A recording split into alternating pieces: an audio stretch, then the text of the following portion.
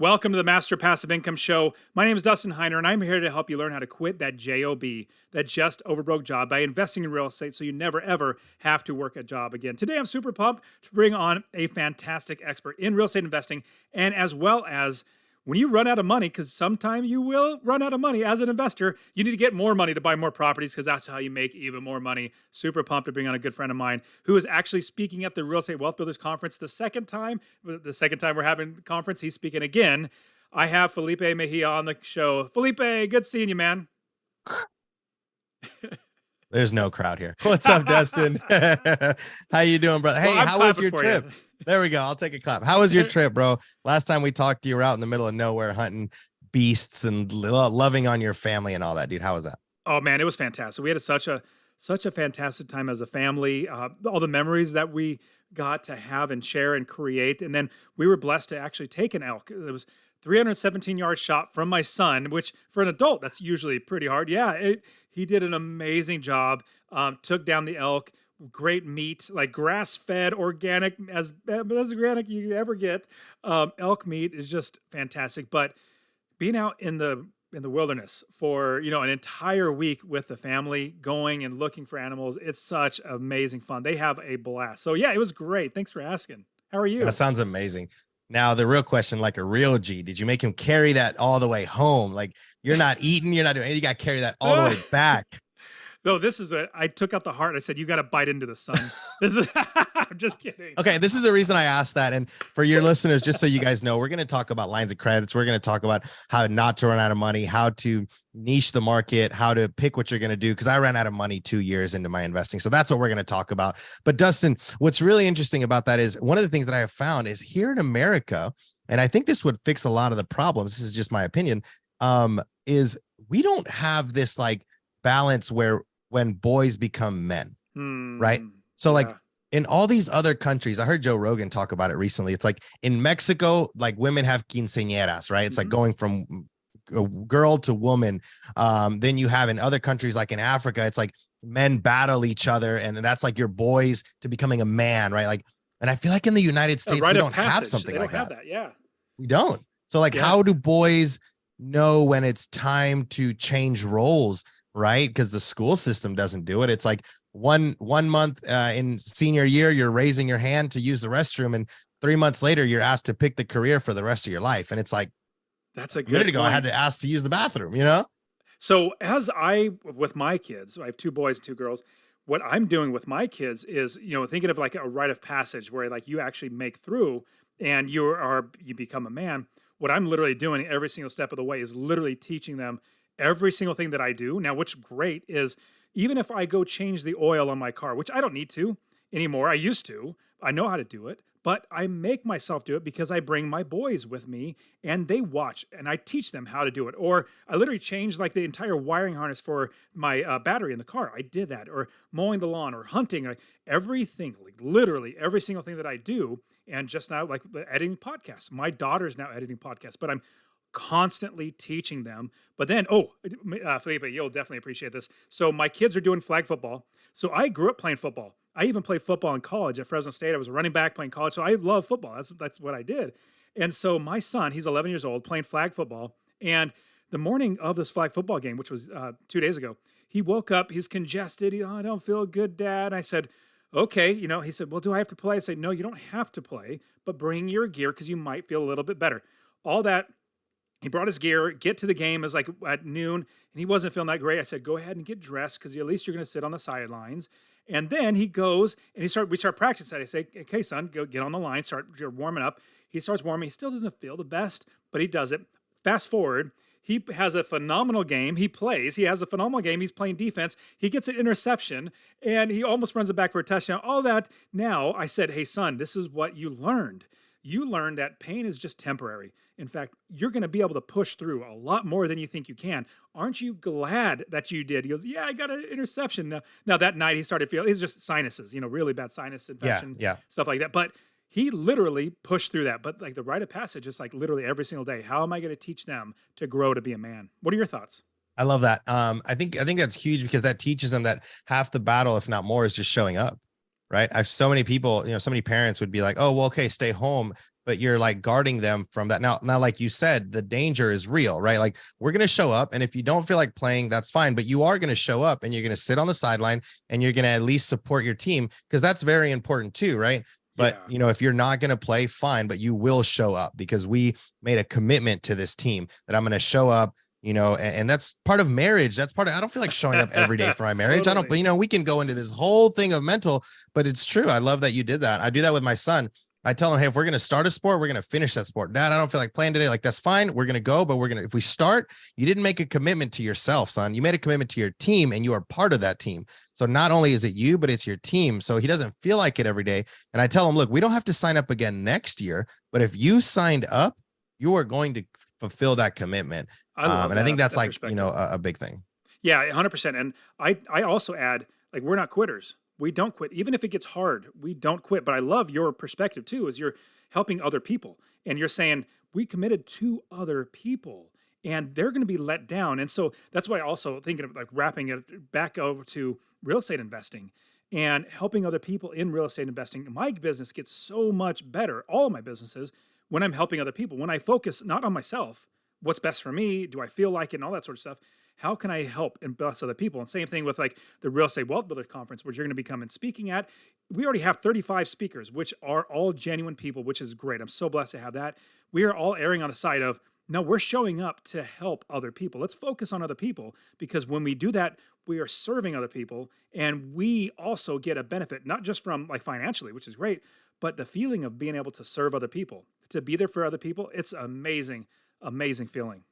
100%. And it's interesting because a lot of skeptical people, because I was in that boat as well. When I first started in real estate, I didn't believe in coaching. I didn't believe in conferences or any of that. And obviously that's been proven wrong time and time again. Like, you do need those things.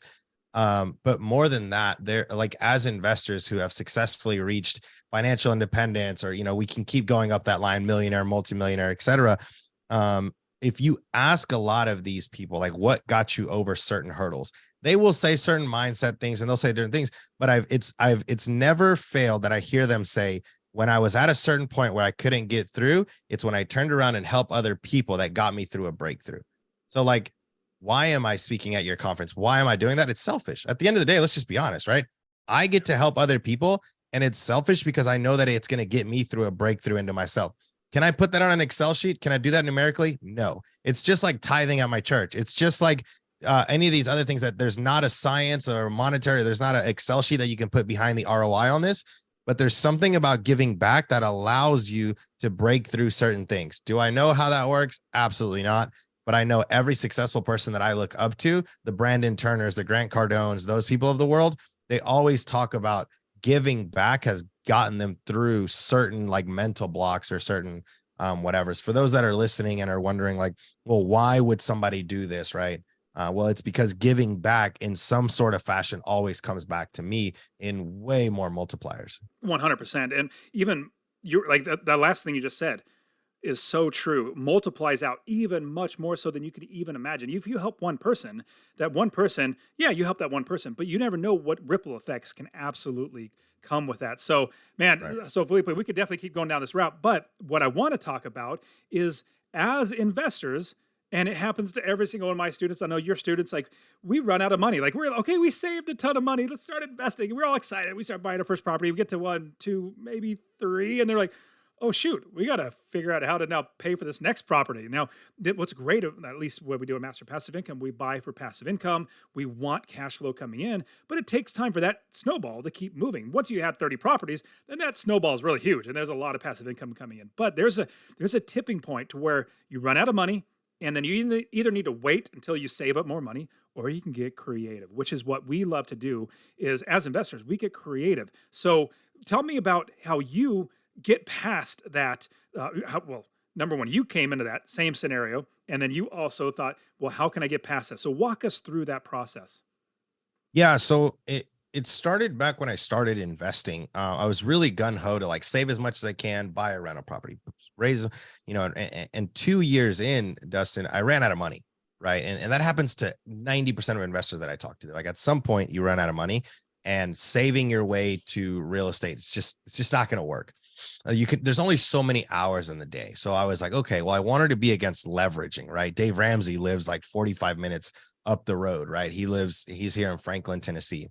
Um, and I'm like, I had kind of that in my mind, and I was like, I don't want to leverage, I don't want to over leverage. Like, what happens in a downturn, whatever. Um, and I asked a couple people that I've seen be successful, what is the way that you do it, right? And a lot of the this is going to sound terrible. A lot of the middle class investors that do single families, for example, I would ask, and they would say, "Oh, I refinance." And then I would ask like the higher level investors who are also in single family, "What do you do?" And they say they use lines of credit. And I was like, okay, so those are two different strategies, but I need to figure out which one I want to do.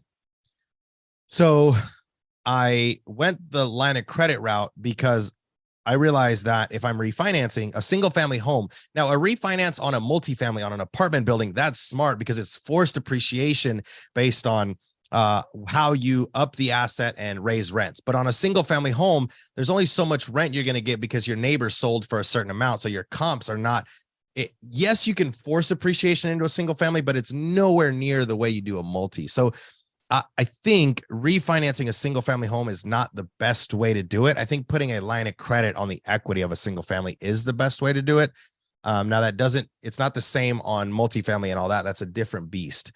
So yeah, I was like, okay, well, I looked at my portfolio. I was like, okay, I have, 4 or 5 units at that time in single families, but no money. But I realized I had a lot of equity in my property. So I was like, okay, so there's something here. So I remember going to the bank and I asked him, I'll never forget her name, Miss Regina. And I was like, hey, I bought one property cash because I couldn't get loans back then. So I saved up like 180,000, just grinding for years before I started investing.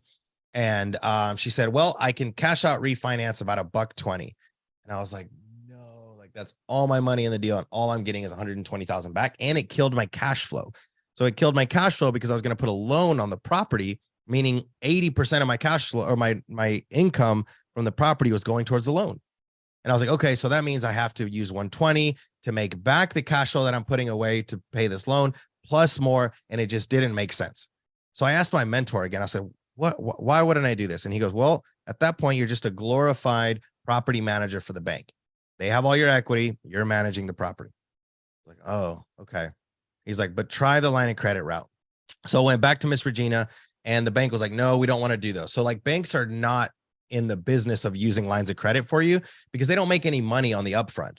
All their money is going to be made when you use that equity, but your cash flow stays high because the line of credit, you're not using it every month, right? You use it to buy a deal and then you pay it back and then your cash flow is high again. So your cash flow goes up and down. It's not certain, but the months that you're not using the line of credit, right? Your cash flow is high.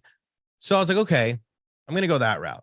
So eventually I was able to convince the bank to give me a line of credit of 120,000. Same thing as the refi, but it only affected my cash flow when I had it used. I was like, okay, so if I'm not using it, then I'm not paying interest on it. This is great. So my numbers looked better on paper. And then Dustin, what I did was I took a first draw of like 30 grand, bought another rental property, 20% down. I used the cash flow from both properties to go towards the line of credit as well as my worked income. And I paid it down, let's say 15 grand, right? 6 months, 15 grand, something like that. And then I used another 30,000 to buy a third rental. So that first year I was able to get like 3 or 4 rental properties because I would use the line of credit and then I would use all the cash flow to pay back the line of credit as well as my W-2 job plus Ubering and lifting. Like I was grinding, right? I was doing everything I could, 12, 14-hour days. And then I just kept doing that over and over again. Now my lines of credits are closer to about 500,000, closer maybe 600,000. I'm able to buy properties cash. I have high cash flow to pay it off as fast as possible. If I want to use more of my line of credit, what I do is I go back to some of my older rentals. I refinance out just enough debt to pay off the line of credit. And then I just rinse, wash, repeat. So that's kind of how I got out of, I know there's a lot there and we can dissect all that, but that's kind of how instead of refinancing single family houses, I just put a line of credit on the equity, something I You're can 100% right. control. Yeah, absolutely. And so when I first was starting, I would just do a refinance, cash out, refinance, cash out, refinance. I would just do it over and over again. And it did help that interest rates were getting lower and lower and lower. That did help, but when you're doing that, you're starting the debt clock all over again. If it's a 30-year, it's starting all over again. The most interest you pay is at the very beginning, the first day. That's the most interest you pay. So many different things that add up to a line of credit so much better. Now, if you can use that line of credit, like you're saying, to buy a property, and then you buy that property with cash, refinance that house, put it into a 30-year fixed, then you literally don't have any of your own personal money. You didn't have to work a job for 50 years to save up money to buy the property. No. You're having your money work for you. So that's brilliant. Now, and I love that you already have, let's say, 500, 600, maybe more, $1,000, $100,000 of access to capital. That's the biggest thing. Now, I believe this is going to be the best time ever to invest in real estate. The next, let's say, 2 or 3 years, it's going to be terrific, I think. With that, you don't necessarily need to have your own personal cash. As long as you have access to capital where you can buy properties, which is what we're talking about today, is having the access to that capital to then buy the properties, because then they cash flow, your income goes up, everything looks better on the bank, you could refinance it. So once let's say, how do we start that process? Because most people will think, okay, I have a single family home and I have 1 rental property, or let's say I have 2 rental properties. Can we get home equity line of credits on all 3, or is that something that only primary residences get? Yeah, great question. So it's kind of like, I always put it this way. It's kind of like asking, can I get a Big Mac at Burger King? Well, no, but you can get a burger. So a home equity line of credit goes on your primary resident. A line of credit goes on your rental properties or anything of value that can be leveraged. So typically it's your rental properties, and it works kind of the same as a refi. You're going to pay closing costs. You're going to do all these things. So I typically tell people my rule of thumb is I need at least $50,000 in available line of credit for me to pay that $1,500 in closing costs or whatever the case may be.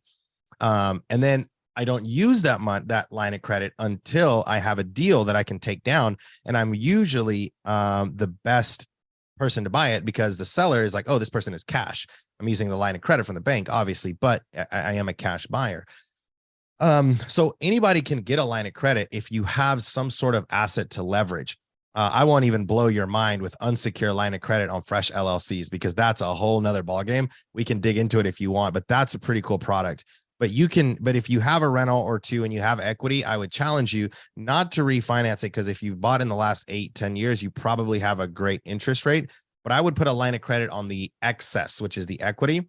And then if you want, Dustin, we can talk about 2 or 3 different ways that I make money off my line of credit when I'm not using it to buy rentals, how I leverage that for more income, so that even my equity is bringing me a return on it. I call it return on equity. I love that. So we'll talk about that in just a second. Now, if we're going to get this line of credit on let's say it's basically a line of credit on an investment property, because I definitely want to talk about how do you make money on it when you're not even using it, or meaning like on a property. But do we go to a regular bank? Do we go to Bank of America, Big Chase, big banks like that? Where do we go to get these line of credits? Is it a simple product that they just sell, or that they have that we just sign up for? Yeah, great question. So typically I like to stay away from the larger banks like Bank of America, Chase, Wells Fargo.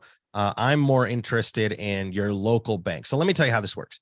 Banks' biggest liability is deposits, because if they don't leverage that money, then they have this bajillion-dollar company securing your money without making any money on it, right? So you put the money in on the front end, they're leveraging it out on the back end. So what larger banks have is they have hundreds and thousands of people per city asking for loans. So they can cherry pick or relationship based the best of the best who are asking for loans. If I have a $500 credit or 500 credit score, you have 750, I have $10 in the bank, you have, 100,000. Who are they going to loan to first? Well, obviously Dustin, right? To make money on if we both made deposits, they're going to let Dustin borrow it before me because he has a better credit score, yada, yada, yada. More relationship in the bank. And when I say more relationship, it really just means you got more money there. They know you more. Now, you go to a local mom and pop bank like Fifth Third Bank, or, a smaller community bank who still has deposits, right? There's hundreds of little old ladies who are depositing money in there. Their retirement stuff is there. But those banks typically don't have people walking in there asking for loans. So what you do is you go to these local banks, you bring them some of your business. Let's say you open up a checking and a savings account or a business account through your LLC from the rental income, and they start seeing deposits. You ask them for a line of credit, and for them, it's an opportunity to make money on your debt or your equity or whatever the case may be. So I stay away from big banks. I go to smaller local banks. I drop a quick 25,000 in their bank and they're like mind blown. And then you just ask for a line of credit on one of the rental properties. Since they see action in the account, they know you're going to pay your bills. So let's say we're investing out of state. How do we do that? Like, does it have to be in your same local state? Like, because I'm living in Arizona, I have properties in Ohio and Texas as well. And so I'm looking at, well, if I'm going to do a line of credit on any one of those properties, do they have to be local? Great question. So I usually charge $199 for this, Dustin, so you can sign up for my webinar. I'm just kidding. I'll send a check. No. Typically what I like to do is I like to, I'm super old school. You just get a map on Google Maps, find your property that you want to leverage for a line of credit, go 5-mile radius and call all the local banks in that 5-mile radius. So if you're out of state, you can just call that bank over there and say, hey, I have a rental property in your backyard. I bank here in my city, but I'd love to open an account there. And just so future reference, in the next 6 months, I'd also like to apply for a line of credit. So can I bring my business to your bank? If they're like, yes, we do lines of credits, bring your business over, you start building that relationship. They know that in 6 months, you're going to be asking for a line, and you just kind of go from there. That's brilliant. Love that. Okay. So from that, well, let's say we access that capital. We have it locked in, the home equity line of credit or regular line of credit for our businesses, for our properties. From there, we definitely know that we can take that cash out, buy a property, do hopefully get cash flow, refinance, and put that money back in. Now, I love the idea that you said that without utilizing that money to buy a property, you could still make money on it. Tell me about that.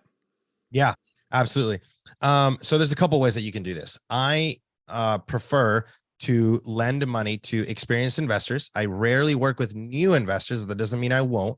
But what I'll do is, like, if someone's like, hey, Felipe, I have a deal, but I don't have the capital to take it down. I'm like, okay, I will lend you 60% of that deal, right? So if the total cost of that deal is going to be 100,000, I will lend them 60,000. They need to bring 40,000 of their own money, and I want first lien on the property.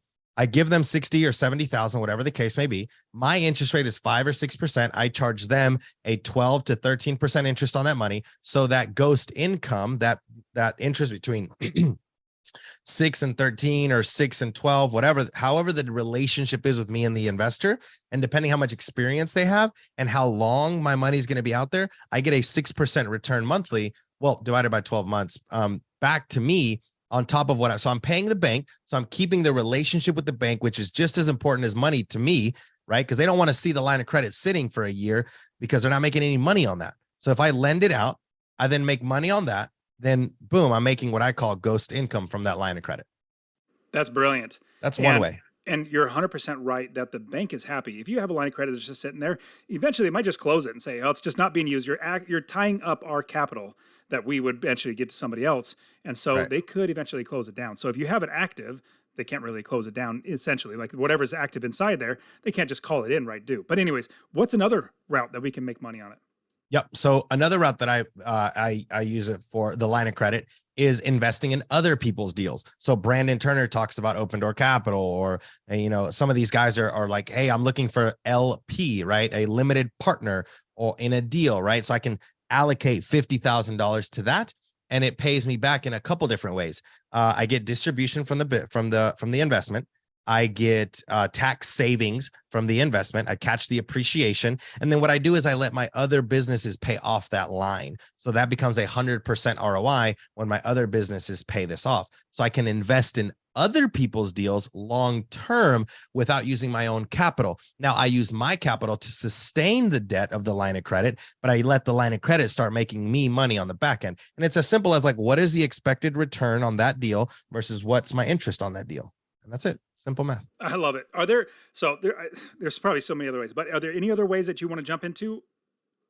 Well, I could probably go on for days, Okay. right? Like, I've used it as 10% down on cabins in the Smoky Mountains where Airbnb pays it back. Like, there's a multiple of ways that you can leverage. We're utilizing that capital for and being creative in how we utilize it to build other businesses, to put in other investments. Man, It's terrific. Now, if everybody, you need to come to RubeCon because you're going to be hanging out with Felipe. I know I absolutely have more questions like, well, how do you do this? Like, how do we make sure we get first lien? Like, what kind of contracts do we use? All that sort of stuff. There's so much you're going to know you're going to want to ask him. So definitely come to RubeCon. If you use the promo code podcast, you'll get the discount on the ticket. But hey, you'll also have Felipe. But also, Felipe, you're awesome on Instagram and social media, but you also help people with this stuff. How can people find you and reach out to you and see if they can work with you? Yeah, at any time, bro. Social media, Felipe Mejia, REI is my Instagram. Just slide in the DMs. I'm typically 24-hour turnaround on any DM that I get. But the best way to do it is just come to RubeCon because we'll be able to connect there in person. And I want people to be able to come up to me and talk to me during, while I'm there, right? My presentation is going to be great and it's going to be sexy, but the best time is going to be in the lobby. I like to call it LobbyCon. Meet me in the lobby, shake my hand, take a picture, and ask me your direct questions there and how I can provide value to you. Absolutely.